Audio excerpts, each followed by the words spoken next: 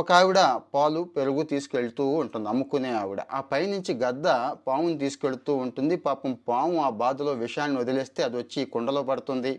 ఈ కుండ తెలియకుండా ఒక బ్రాహ్మణుడికి అమ్మితే ఆ బ్రాహ్మణుడు తండ్రి ఆర్థికం కోసం ఇంకొక బ్రాహ్మణుడిని పిలిచి భోజనానికి పెడితే ఆయన చచ్చిపోతాడనమాట. చచ్చిపోయిన తర్వాత ఇక అందరూ చచ్చిపోతారు కదా, ఒకరోజు పైకి వెళ్తారు. అక్కడ చిత్రగుప్తుడు చిట్టా విప్పుతాడు. విప్పి ఈ పాపం ఎవరి ఖాతాలో వేయాలని బ్రాహ్మణుడి ఖాతాలో వేసేస్తాడు. అయ్యయ్యో నాకు తెలియదు ఆ పెరుగు ఎలాంటిది అని చెప్పి.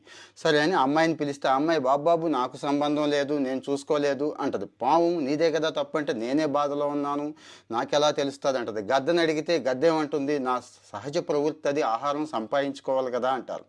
సో దీని మీద మళ్ళీ విచారణ చేస్తే భూమి మీద రకరకాలుగా చెప్పుకుంటూ ఉంటారు. అంటే పాపం బ్రాహ్మణుదని, పాముదని, గొల్లబాముదని ఇట్లాగా. సో దీన్ని ఇక లాభం లేదు, అందరికీ సమానంగా పనిచేయటం బెటర్ అని చెప్పి యమధర్మరాజు ఒక నిర్ణయానికి వచ్చి తిలా పాపం తలా పిడికెడు అన్నారు.